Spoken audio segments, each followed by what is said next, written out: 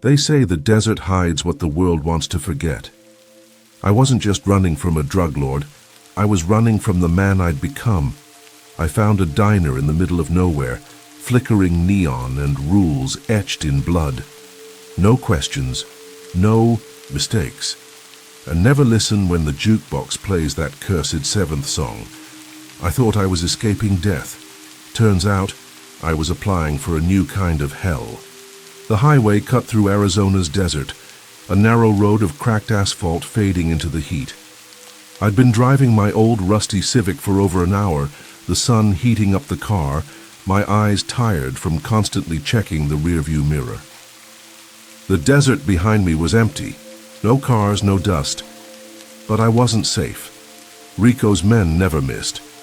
If they were coming for me, they'd be silent. They didn't chase. They just appeared and ended things. The last gas station was 30 miles. Back and I didn't stop. My gas tank was almost empty, and so was I, running on fear and adrenaline. I could still hear the click of the lockbox in Phoenix, still see Rico's face when he realized I'd taken his stash. I told myself it was for one last hit, one final escape before disappearing. But there's no such thing as one last hit. You don't steal from Rico and live to recover. Not unless you vanish completely.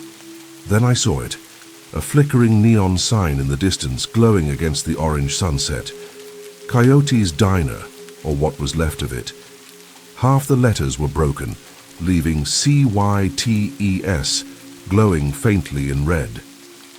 A faded coyote silhouette sat on top, peeling paint on rusted metal. The diner itself looked old and forgotten, with warped walls and dusty windows. I pulled into the gravel lot without thinking. My car sputtered and stopped like it was done, running.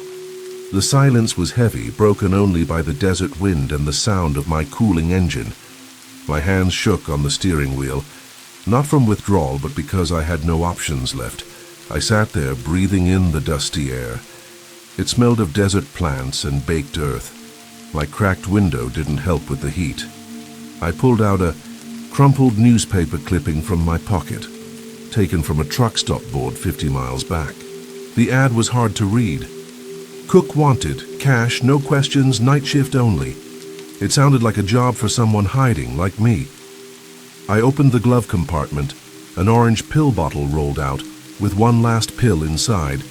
My backup plan. My way out. I stared at it, then closed the compartment and got out into the heat. The sun was setting, but the air was still heavy and hot. I grabbed my duffel bag and walked to the diner's entrance. A single bulb buzzed above the door, attracting moths that hit the glass.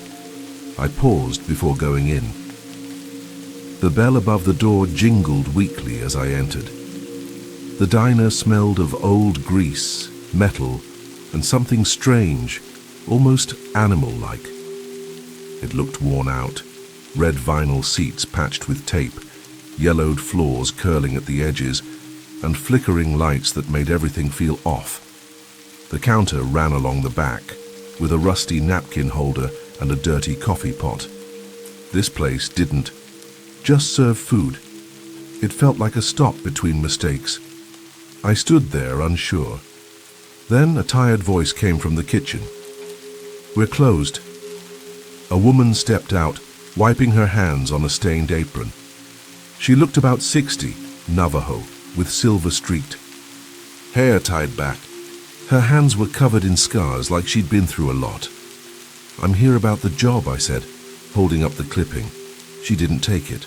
She just looked at me, her dark eyes unreadable. "You running from something?" The question felt too direct. I swallowed. "Who isn't?" A faint smile crossed her face, maybe understanding. "I'm Rosa," she said. "You ever cook?" "Yeah," I said. "Line cook at Carmelita's in Tucson. 5 years. Why'd you quit?" "Got hurt," I said. "Then, other problems." She didn't ask more. She just looked at my shaky hands and tired eyes. She knew enough. "Got a name?" She asked. "Leo. Leo Mendoza." She nodded.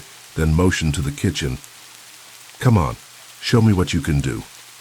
I glanced back at the door, at the empty road.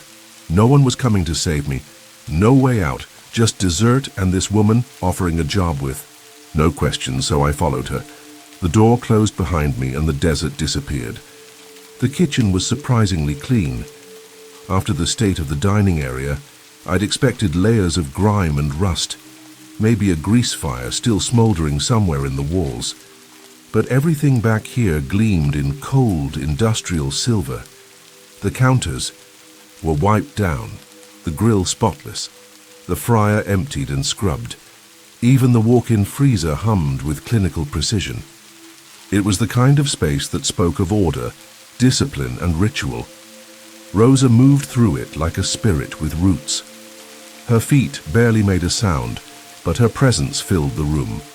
She pulled a dented apron from a hook near the swinging door and tossed it to me. I caught it, the fabric stiff with age and faded bloodstains. "We open at sunset," she said, gesturing toward a small smeared clock mounted above the sink. "Close at dawn. Night shift only. That's when our customers come." Her tone made the word customers feel like a euphemism for something darker, something toothier. "I'm not picky," I said, slipping the apron over my head. "I just need work and cash." "You'll get cash," Rosa replied. "Daily, end of shift, no questions." That suited me just fine. No background checks, no paperwork, no forms that might make their way to someone who could trace me. Just cook, get paid, disappear. It was almost too good to be true. And I'd learned long ago that things which seem too good almost always come with a catch. Usually sharp, curved, and buried deep in the flesh. "You sleep in the back," she added, pointing to a narrow door wedged between the freezer and a tall pantry. "One cot, one dresser, no guests, no noise." I nodded, stepping toward the door. Inside was barely more than a closet. A single cot lined the far wall, a wool blanket folded neatly at its foot. A warped dresser stood in the corner, its paint chipped and handles mismatched. A naked bulb hung from the ceiling, flickering every few seconds like a dying firefly. Still, it was more than I'd had in weeks.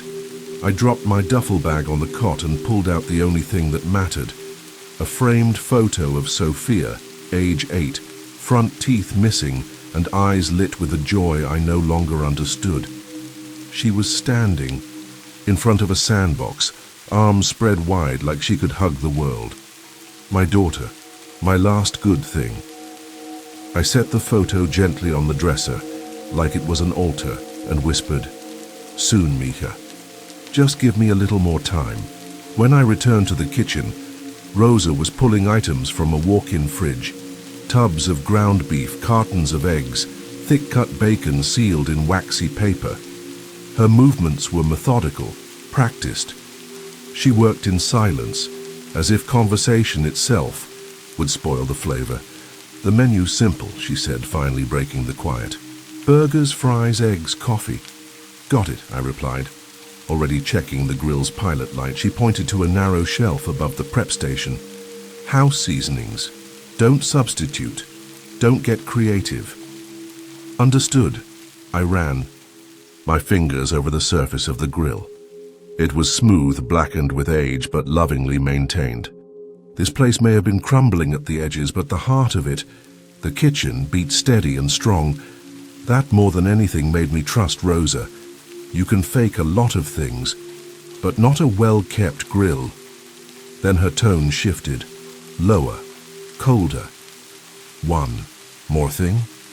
She turned and opened the freezer. Cold air spilled out in a wave, wrapping around my ankles like a warning. Inside, hanging from meat hooks, were vacuum-sealed packages of something dark, too dark. The labels, scrawled in shaky block letters, read, "Coyote Special. Some customers ask for this," she said. "Cook it rare. Always." I took a step closer, the cold air biting through my shirt. The packages were dense and heavy. The meat, inside so dark it was almost black. Threads of silver ran through it, glinting like veins of mercury. As I watched, one of the packages twitched. "What is it?" I asked before I could stop myself. She shut the freezer door hard. "First rule," she said, "never ask where the meat comes from." A chill that had nothing to do with temperature climbed up my spine. "There are rules," I said, my mouth dry. "Plural," she nodded, walking to the service window that connected to the dining room. "Second rule," she continued, pointing to the dusty jukebox tucked in the corner. "If that thing plays Coyote Blues, track 7 you leave, through the back. Don't look back." I stepped to the service window and studied the jukebox. It was ancient, chrome tarnished, lights dim. The selection panel showed 6 tracks, no more. "There is no track 7, I said. "There is if it wants there to be." That didn't help. That made it worse. "And the third rule?" Rosa turned to me, her scarred hands flexing like spiders on the counter. "Don't let the customers touch you." "Touch me?" I echoed. "Ever," she said, with a finality that made my skin crawl. "They're hungry. Not all of it goes to the plate." Before I could press her further, the bell above the front door jangled, sharp and sudden. Rosa's face changed, like a mask sliding into place. Her shoulders squared. Her eyes went still. "First customer," she said. "Watch and learn." A man stepped into view, gliding to the counter on legs too long for his body. His skin looked like dried leather, and he wore a snakeskin jacket that creaked when he sat. He tapped a finger on the counter, one long and pale, like bleached bone. Rosa didn't miss a beat. "The usual, Mr. Vance." The man smiled, or tried to. His mouth stretched wide, revealing teeth that didn't belong in a human mouth. "Too sharp. Too many. Special. Rare," Rosa said over her shoulder. "You heard him." I turned to the freezer, reluctant. My hand hovered over the door for a heartbeat too long. "Go on," she said. "You'll get used to it." I wasn't. Sure, I wanted to. But I opened the freezer, pulled out one of the packages. The meat inside pulsed once, like a muscle twitching beneath skin. I told myself I was seeing things. I told myself a lot of things back then. I cooked it. What else could I do? The grill hissed and popped, the meat curling like it remembered how to move. The smell was primal, like a forest fire burning through a slaughterhouse. And as I flipped it, something caught my eye, wedged behind the spice rack, barely visible. A photograph, yellowed, curled. I pulled it free, heart racing. It showed the same kitchen, years ago. A young man at the grill, smiling. Behind him, in the shadows of the freezer door, something loomed, tall, antlered, reaching. I slid the photo back and turned to the window, sliding the plate through. Mr. Vance took it wordlessly, his reflection, in the metal trim showing nothing human. Rosa nodded. "You'll get used to it," she repeated, but I wasn't so sure. The hours bled into one another like the heat rising off the desert highway, slow, shimmering, and hard to trust. My first night at the diner moved not by the ticking of the clock, but by the rhythm of the customers. They didn't come in droves, but one by one, like ghosts slipping through cracks in reality. Each arrival was heralded by the jingle of the rusted doorbell, sharp and off-key, a sound that came to crawl along my spine like a centipede. The man in the snakeskin jacket, Mr. Vance, had been the first. After he devoured his coyote special in silence, he slid a single coin across the counter to Rosa. It wasn't a regular coin. It gleamed dully, its edges irregular, and it made no sound when it touched the formica surface. Rosa pocketed it without a word. After he left, I thought maybe that was the worst of it, but the night stretched long and more followed. There was the woman in a long red coat, her eyes hidden behind a veil, even though the lights were barely functional. She smelled of damp earth and something floral but decaying, like wilted roses, left in stagnant water. She ordered 2 eggs over easy and a coyote special. Rare. Her voice didn't match her body, low, guttural, almost masculine. She never removed the veil, even as she ate. Next was a pair who walked in together, holding hands. They wore matching clothes, denim jackets, black slacks, but their skin was the color of ash, like someone had painted them in soot and left them to dry in the sun. They never blinked, not once. They shared one plate, passing the meat back and forth with forks that looked more like polished bone than stainless steel. When Rosa handed them their change, their hands brushed hers, and for the first time that night I saw her flinch. "They shouldn't touch you," she muttered to herself after they left, scrubbing her palm with lemon and salt. All of them ordered the same thing, coyote special. Rare. It became a chant in my head, a mantra layered over the sound of sizzling meat and Rosa's steady breath. I cooked on instinct, the muscle memory from my days at Carmelita's taking over. But this meat didn't behave like beef. It squirmed when it hit the grill, not violently, but as if it was trying to remember something. A reflex from a nervous system that hadn't fully accepted death. I didn't ask questions, not anymore. Instead, I studied the spice rack where I'd found the photograph.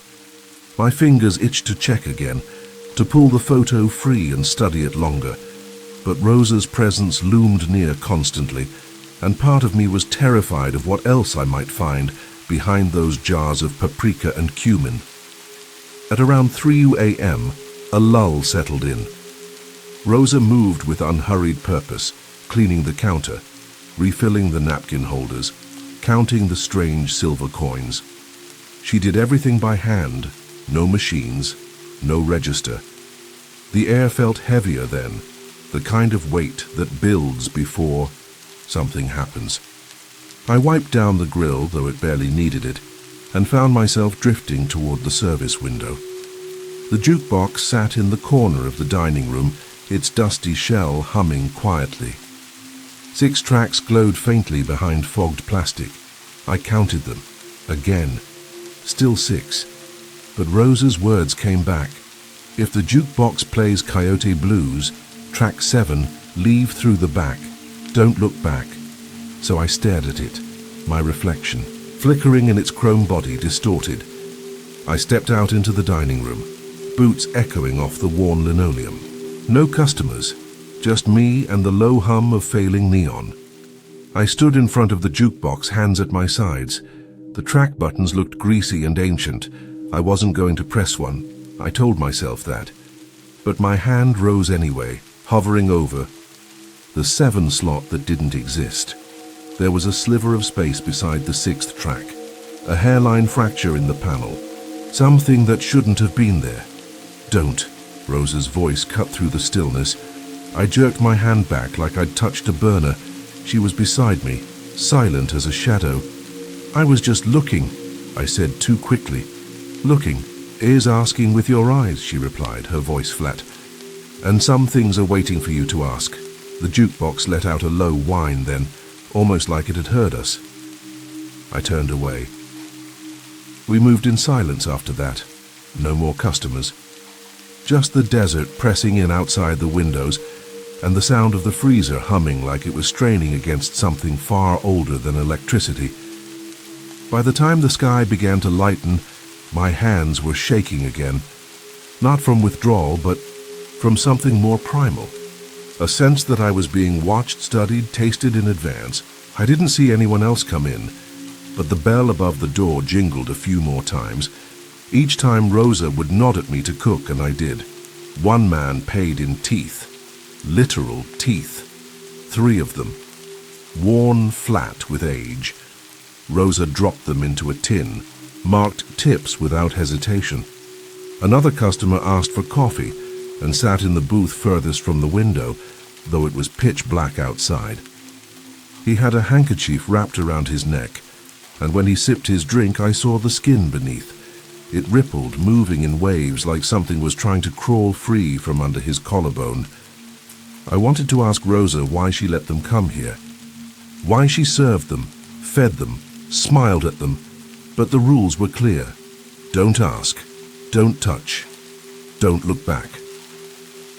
At dawn, I dragged myself to the back room, clutching the cash she'd counted out in crisp 20s. The bills felt too real, too mundane for the things I'd seen. I tucked them into my wallet, pressing them against Sophia's photo as if they could somehow cleanse the sins they'd earned. I collapsed onto the cot. My arms ached, my chest felt tight. I was exhausted in a way that no sleep could fix. I dreamed of teeth, of meat that pulsed beneath my fingers, of amber eyes watching from the edge of the grill, and somewhere in that haze, the jukebox played a low, rumbling tune that clawed at my bones. When I woke, it was to the sound of scratching, faint but steady, like nails on drywall. I sat up slowly, heart hammering.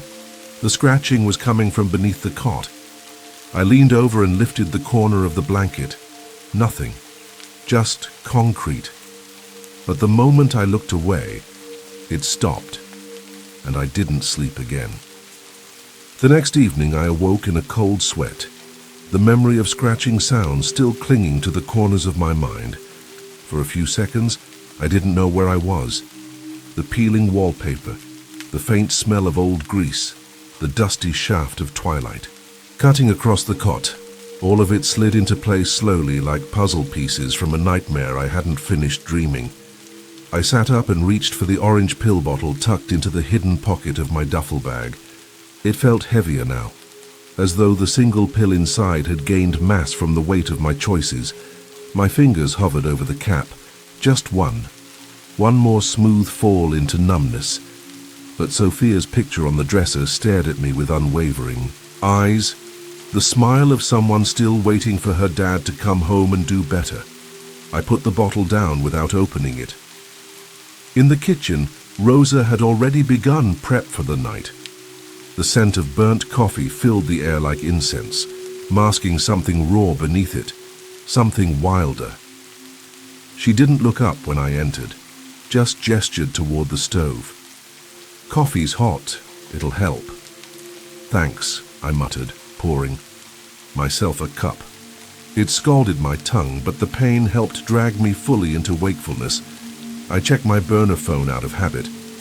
Still no service, of course, but 3 missed calls blinked on the screen, all from an unknown number. My stomach knotted. Rico, or his men, or worse. The phone vibrated again in my hand, sudden and sharp. I nearly dropped it. I answered on instinct, retreating toward the back exit, out of Rosa's line of sight. A woman's voice hissed through the line, barely above a whisper. "Leo?" My breath caught. "Mariana." She sounded terrified. "They came to the house, asking questions, looking for you." I closed my eyes. "Is Sophia?" "She's safe for now. I took her to my mother's." I felt something hot rise in my chest, relief tangled with dread. "Good, stay there. Don't tell anyone where you are." "This is because of the drugs, isn't it?" she asked, her voice beginning to crack. "You promised." "I know, I was clean, I am. Even I didn't believe it. I needed a way out. It got messy. It always gets messy with you, Leo. I'm trying to fix it," I said. "I swear." The line went dead. I stood there staring at the black screen, letting the cold desert air cut through my shirt like knives. She was right. It always ended this way.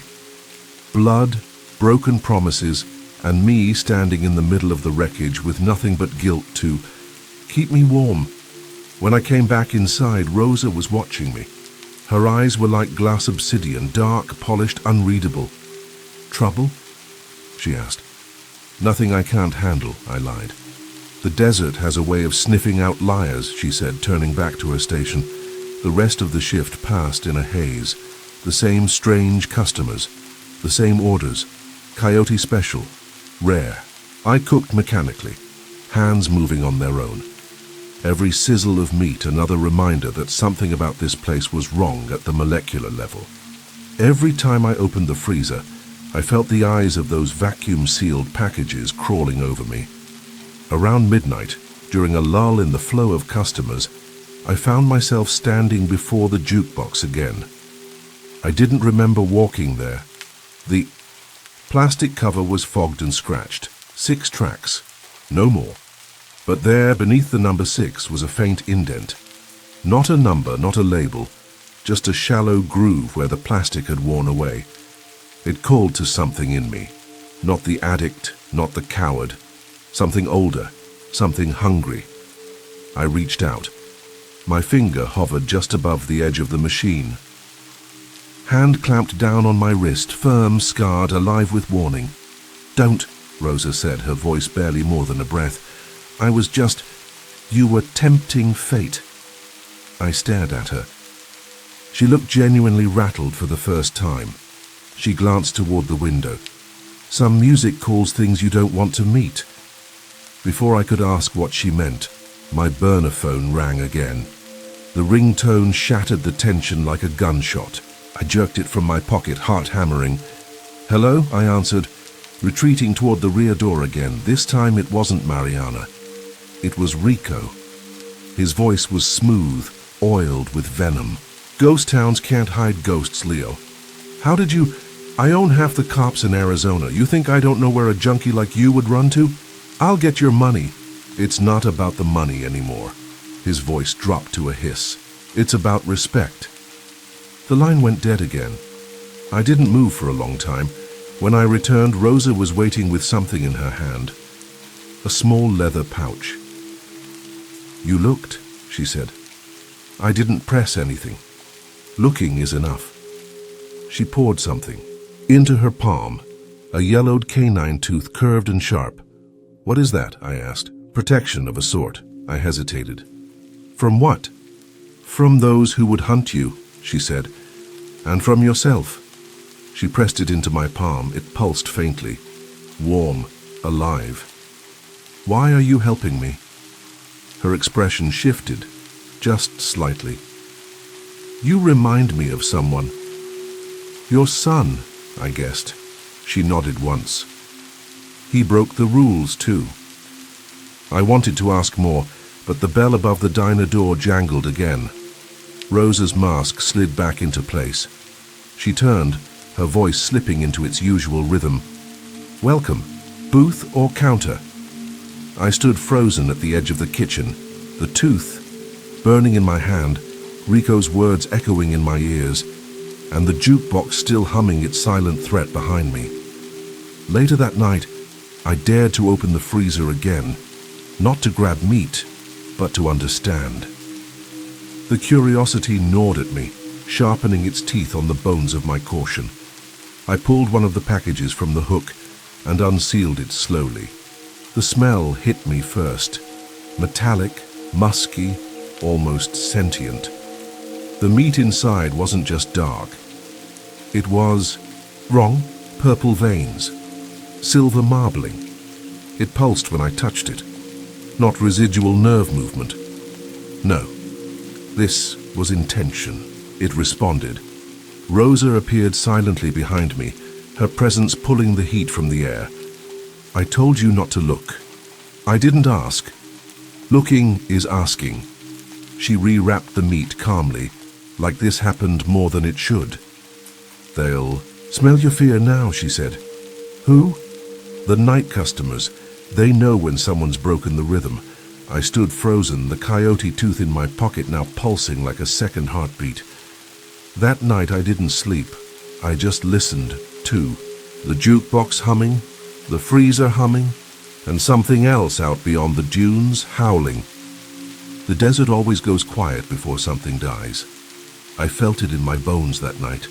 The shift in pressure, the way the warm air cooled suddenly, as if the land itself had sucked in a breath and was holding it. Even the jukebox, usually humming faintly, had gone still. The only sound was the freezer's unnatural hum and the distant scraping of my own thoughts.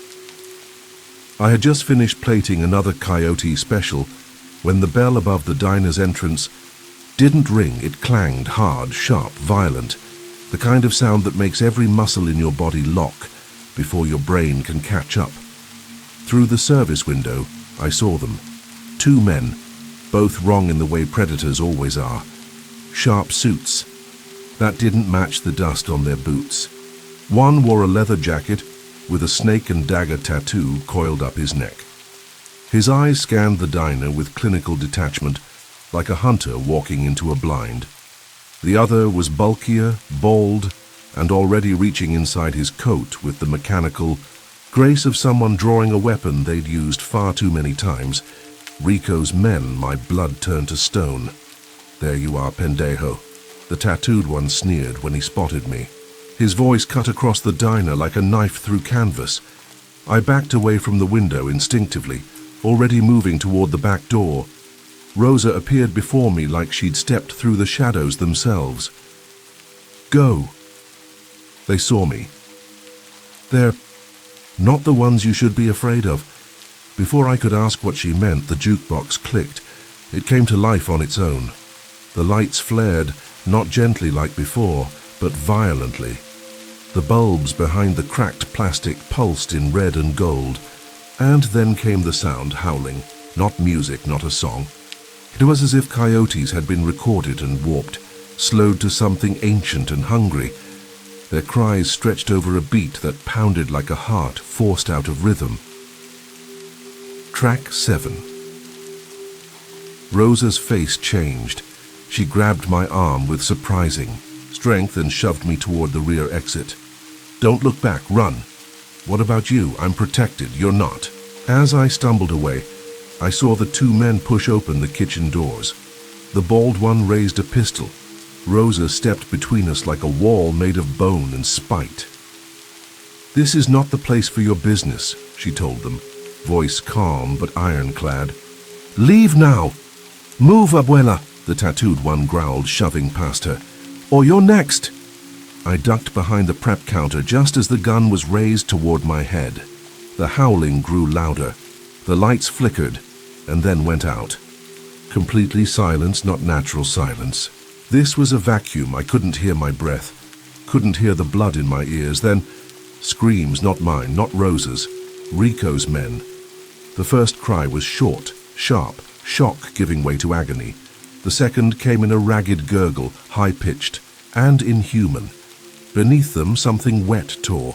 I heard claws on tile, bones snapping, then a low guttural growl of satisfaction. I didn't dare move. I crouched with my back against the freezer, the cold from within seeping through and making my skin crawl. In the red emergency lights that kicked in moments later, I saw them, creatures, dozens of them. They looked like coyotes, but stood on 2 legs when they wanted. Their limbs bent wrong, their paws twisted into clawed hands. Their eyes glowed amber, and their muzzles were too long, filled with rows of sharp, needle-like teeth. Blood dripped from their fur. But what undid me completely were the skins. Discarded. Human skins, empty, folded like forgotten laundry, lay scattered across the floor. Mr. Vance's snakeskin jacket, the woman's red veil, the pair of lovers in denim. They hadn't been wearing those clothes. They were those clothes. They had shed their human shells like insects molting, and now they feasted. One of them looked up from the remains of the bald man. Blood clung to its muzzle. Its eyes met mine, bright, intelligent, and somehow amused. It cocked its head, like a dog hearing a distant whistle.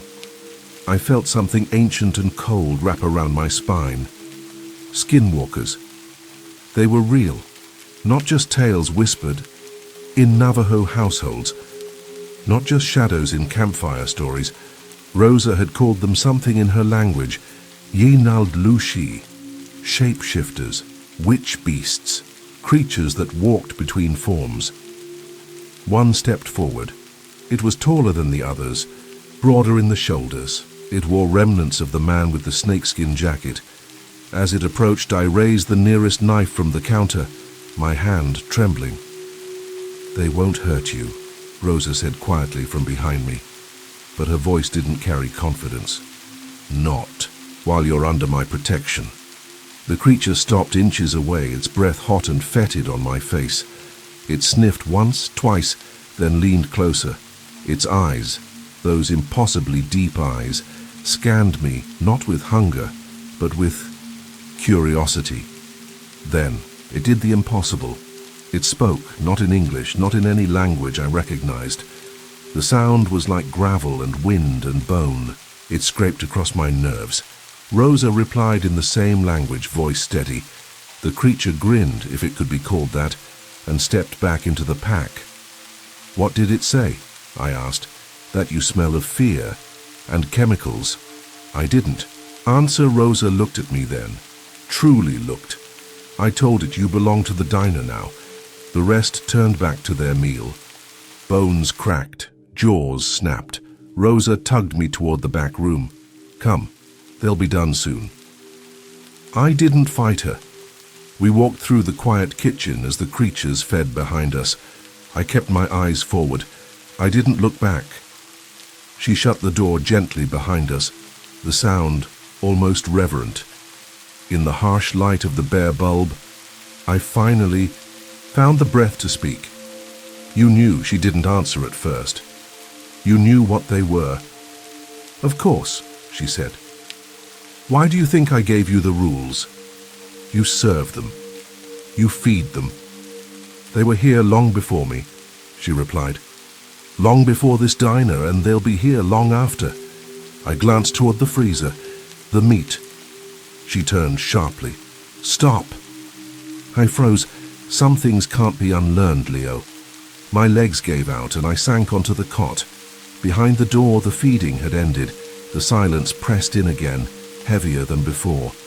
"They'll come looking for Rico's men," I whispered. "Perhaps," Rosa said. "But this place, it exists between. It hides from those who don't belong. And me. That depends on what you become." I stared down at my hands. They were still human, for now. The cot creaked beneath my weight, but it wasn't exhaustion that held me there. It was paralysis, the kind that grows not from fear, but from too many choices pointing toward the same dead end. I stared at the floor, the faint stains in the concrete like bloodstains faded over years, and listened. Nothing. Not the sounds of the skinwalkers, not the howl of wind outside. Only silence, vast and choking, like the desert had exhaled, and I was standing in the vacuum it left behind. Rosa stood by the dresser, rummaging through the drawer as if the chaos in the kitchen hadn't just happened. Her hands, though aged and scarred, moved with ritualistic calm. She retrieved a small leather pouch, similar to the one that had held the coyote tooth, and opened it slowly, revealing another inside. It looked the same, yellowed sharp, still pulsing faintly with heat, still alive. "This one's for protection," she said, holding it out toward me. "The first was a warning. This is a choice. I didn't reach for it." "What does that even mean?" I asked, my voice flat. "You said I belong to the diner now." "You do if you stay, and if I don't?" Her face darkened, not in malice, but in mourning. "They'll remember your scent. You're marked now. You've been seen, Leo. The desert doesn't forget its own." I looked down at my hands, flexed my fingers. They were steady, but they didn't feel like mine. My skin itched like something beneath it wanted to move, like memory wasn't the only thing lodged in my blood now. I still had one pill left, one last escape tucked into the hidden corner of my duffel bag. But even that option felt irrelevant. The need had been replaced by something else, something hungrier. Outside, the sky had turned deep violet, the horizon splitting with fire. As sunrise approached, the air was different too, charged, alive, as if it were waiting for me to decide. "You could stay," Rosa said. "Cook, work the grill. They'd accept you. Because of the tooth, because of what you've done, what you've seen. The line between them and you is thinner than you think. I'm not one of them. Everyone is prey to something, Leo." Her words stabbed deeper than she knew. I thought of Mariana, of her voice breaking through static, of Sophia, gap-toothed and smiling, forever frozen in a frame. I thought of the drawing I'd mailed her from rehab, some cartoon coyote with a chef's hat, half finished but colored with shaking hands. It was supposed to be a joke. It wasn't anymore. I stood, legs wooden, and crossed to the dresser. My wallet sat beside the photo. I opened it and ran my fingers over the money Rosa had paid me, more than I'd expected. Probably all of it from the snake-tattooed man's pockets. Blood money, but cash all the same. "I have to go," I said. Rosa's expression didn't change. "Do you think the tooth will protect you?" "No, but maybe it'll buy me a head start." She stepped aside and gestured to the narrow door behind the dresser. I hadn't noticed it before, half concealed by shadow and misdirection. It was thin, warped with age, and looked more like the entrance to a cellar than an exit. "That leads to the back lot. There's a black truck behind the dumpster. Keys are in the visor." I hesitated. "Whose truck?" She met my eyes. "The one with the snake tattoo. He won't need it anymore." I almost laughed, but it caught in my throat like broken glass. She stepped forward again, pressing the second coyote tooth into my palm. I felt its warmth spread through my skin like ink bleeding into paper. "Why are you helping me?" I asked. "Because some deserve a second chance," she said. "My son never got his." Her voice cracked at the end, and I knew better than to ask more. Something thudded against the front door of the diner. Something heavy. The walls trembled slightly, dust dancing from the rafters. Then came the scratching again, low, insistent. Not just from the door this time, but from the walls, the ceiling, the very bones of the building. "They're curious," Rosa said. "They don't often let prey escape." "I'm not prey," I whispered. "You are," she replied softly. "But maybe you can outrun it." I grabbed my duffel bag and shoved Sophia's photo inside, zipping it up like a coffin. "Go," Rosa urged, "before they decide I'm not worth listening to." I nodded once, then turned toward the hidden door. My fingers gripped the handle. The wood was warm, breathing almost. I pulled it open and stepped into the dark. The passage behind, it was narrow and old, lined with stone and the scent of dust that hadn't been disturbed in decades. My footsteps echoed too loudly. The scratching faded behind me, replaced by the whisper of wind through unseen cracks. When I emerged, the truck sat exactly where Rosa said it would be, parked behind an overflowing dumpster, its black paint dull, under the early morning sun. I slid into the driver's seat, checked the visor. The keys dropped into my lap like fate made tangible. The engine roared to life on the first try. I looked in the rearview mirror. The diner was just barely visible behind me, its crooked neon sign flickering weakly. The howling coyote blinked in, and out of existence like a heartbeat on life support. I touched my pocket. The tooth pulsed once as if acknowledging my decision. Then I drove. The desert opened up in front of me like a wound. The black truck tore down the highway, its tires humming over sun-baked asphalt as if trying to outrace the things I couldn't leave behind. Every few seconds, I checked the rearview mirror. Not for Rico's men, not anymore. I wasn't afraid of them now. What unsettled me was the idea that I might see something else. Amber eyes glowing just beyond the road's bend. A shape too tall to be human running on all fours, or worse. My own reflection staring back at me with a face I no longer recognized. Nothing followed, just the empty road and a horizon smeared in blood-colored sky.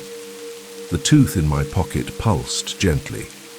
A second heartbeat, warm against my leg, rhythmic and certain. I tried to ignore it, tried to pretend it was just some old talisman from Rosa, a charm passed down from folklore. But it vibrated with awareness, like it knew where we were going, like it was guiding me. After an hour of driving, the road blurred into a dull repetition of cacti, broken fences, and faded billboards advertising motels that no longer existed.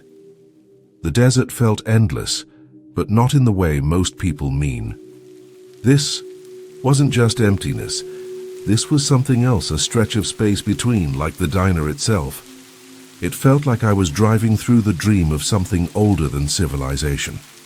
Eventually I pulled off into a deserted rest stop, a decaying picnic table, a single light flickering weakly from a bent pole. I killed the engine and sat in silence, sweat beading along my neck even though the air was cool. My hands were trembling again, not from withdrawal, not from fear, from something else. The urge came slowly. First it was a tightness in my chest, like my lungs weren't filling all the way. Then the hunger crept in, not for food, not even for a fix, a deeper kind of hunger.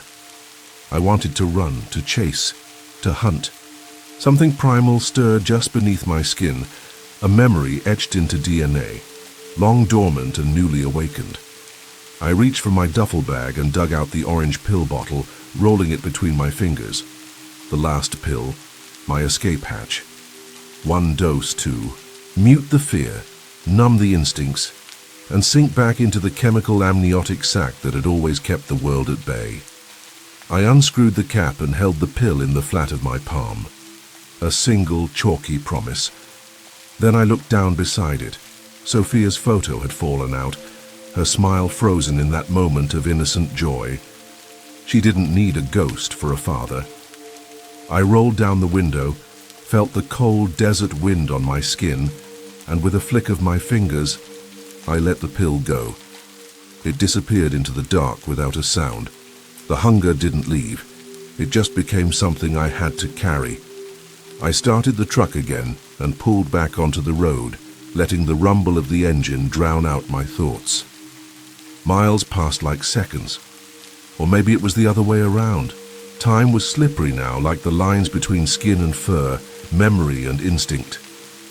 Somewhere around dawn, I caught movement in the corner of my eye, a shape darting across the road. I hit the brakes, tires shrieking against pavement. It was a coyote, larger than normal, its fur matted with dust, its eyes glowing like molten gold. It stood in the middle of the highway, unmoving, staring at me. But it wasn't the stillness. That unnerved me. It was the expression. It smiled, a human smile stretching too wide across a canine face. I blinked, and it vanished. The road was empty again, as if nothing had ever been there. The radio came to life a moment later, though I hadn't touched the dial. Static poured from the speakers, followed by a low rhythmic howling. The same song the jukebox had played the night Rico's men were devoured. Coyote Blues. I punched the power button, but the sound didn't stop. It grew louder, bleeding into the truck's frame, vibrating through the steering wheel, crawling beneath my skin. Then a voice, raspy and ancient, not Rosa's, spoke from the static. The desert claims what belongs to it, Leo Mendoza. I swerved off the road, narrowly, missing a signpost. The voice laughed, a dry, shifting sound like sand spilling from a cracked jar. You carry our mark now. Our tooth, our scent. No, I whispered. I left the diner. The diner is only a doorway. We are everywhere the desert touches. The voice faded as suddenly as it came, the radio falling silent. The only sound left was my own breathing, harsh and ragged. I looked into the rearview mirror and froze, my eyes. For a split second, they glowed amber. I blinked. Normal again. Just a trick of the light. Had to be. But my hands on the wheel felt longer. The fingers too thin. The nails thicker. Harder. My skin itched again, like it was preparing to shed. I gripped the wheel tighter, grounding myself in. The pain of my own grip. I'm still me, I whispered to no one, but I wasn't sure if I believed it. The tooth in my pocket pulsed once more. and somewhere in the distance, the desert howled. Gallup rose out of the desert like a half-forgotten memory, dusty, sun-bleached, and flickering at the edges. As the black truck rolled into town, I felt like I was drifting into someone else's dream. Buildings leaned under the weight of age and disuse. Neon signs buzzed without rhythm. A dog barked once in the distance and fell silent. Civilization, or some thin mask of it, had returned, but I wasn't sure if I belonged here anymore. I found a parking lot near a rundown motel, the kind of place that didn't ask questions, so long as your cash was green and your eyes didn't linger. The vacancy sign blinked erratically above the office. I killed the engine, the sudden silence pressing down on my eardrums. The coyote tooth in my pocket had gone still, but not cold. It felt dormant, like something sleeping with one eye open. Inside the office, a clerk barely looked up from his phone as I paid in wrinkled 20s. He handed me a key with a broken plastic, tag room 7, then muttered, "You look like you've seen a ghost." "Something like that," I replied. The room was what I expected. Stained carpet, yellowed curtains, a bedspread that looked like it hadn't been changed since the Bush administration. But the door locked. And for the moment, that was enough.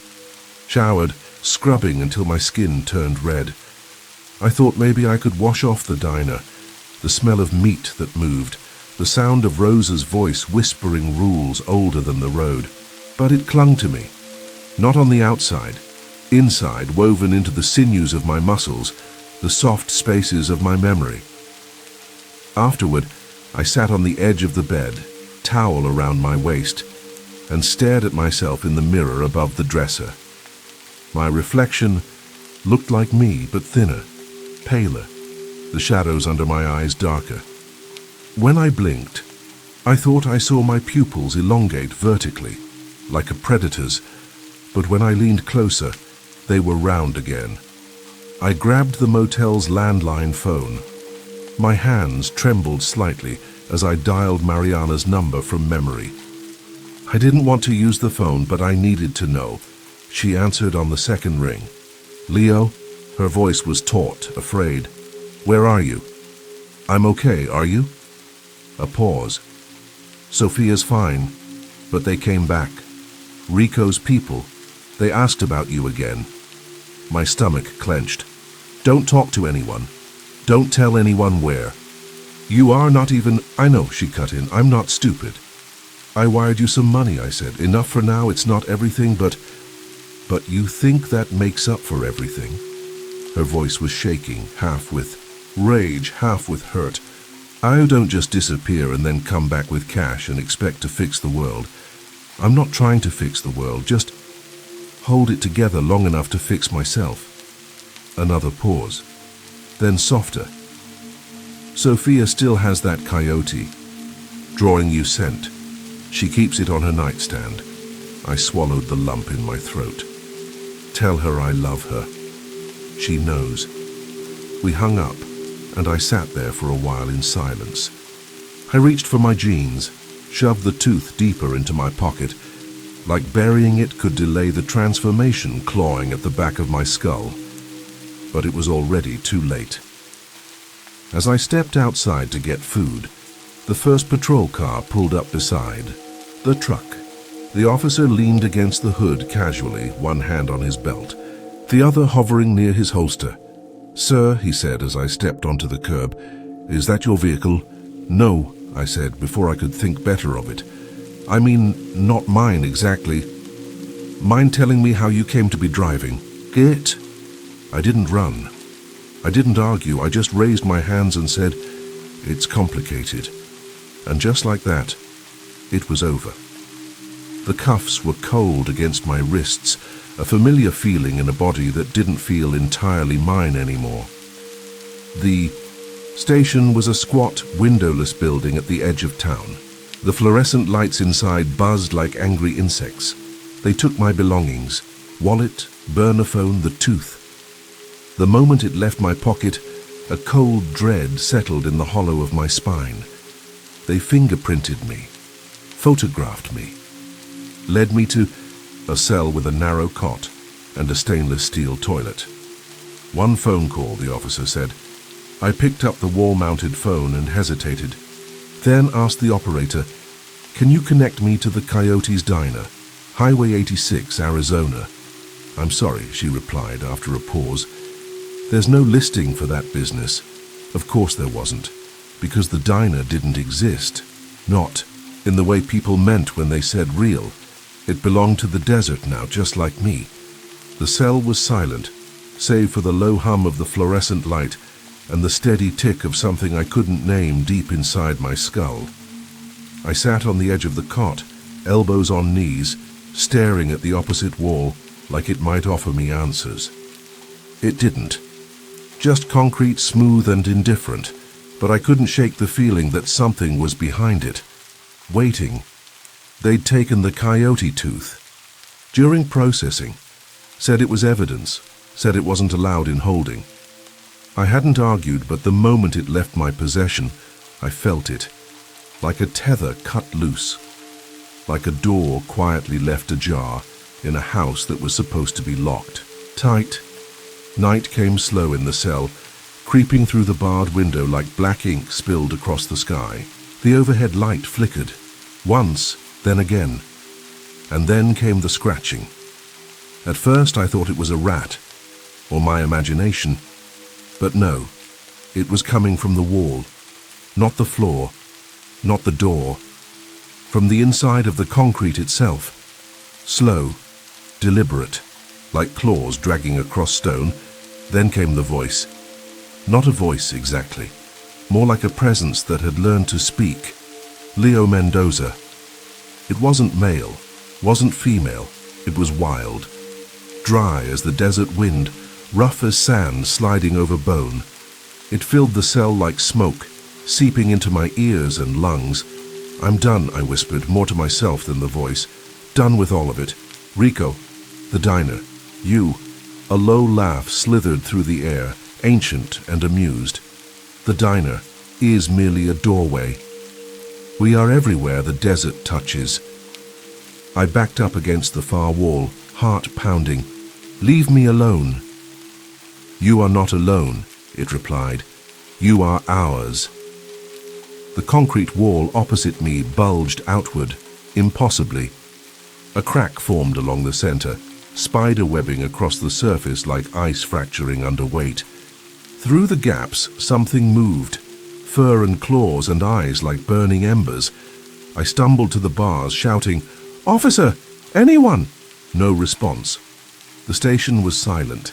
Then the wall gave way. It didn't collapse. It opened, like a wound splitting, wide. Beyond it lay not another cell but desert, endless and dark, lit only by stars too bright to be real.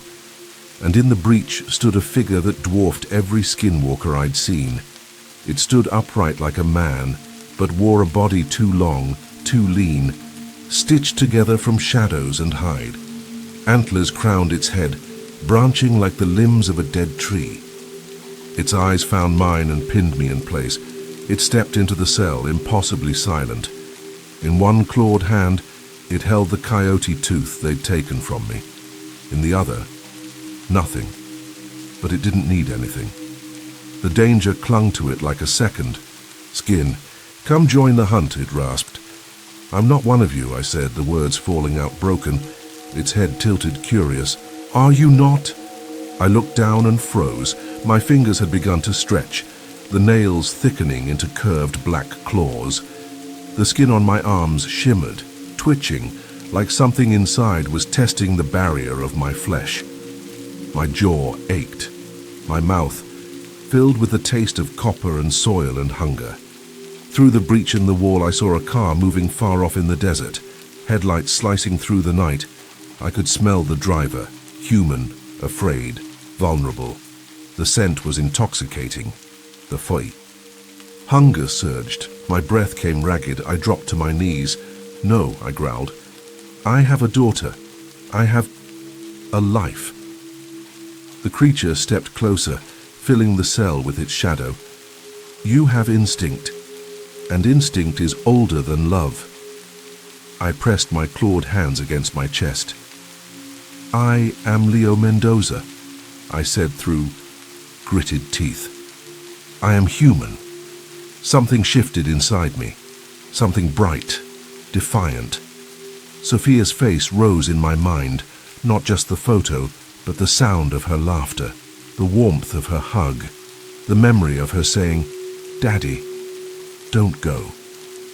I seized it, held it like a blade.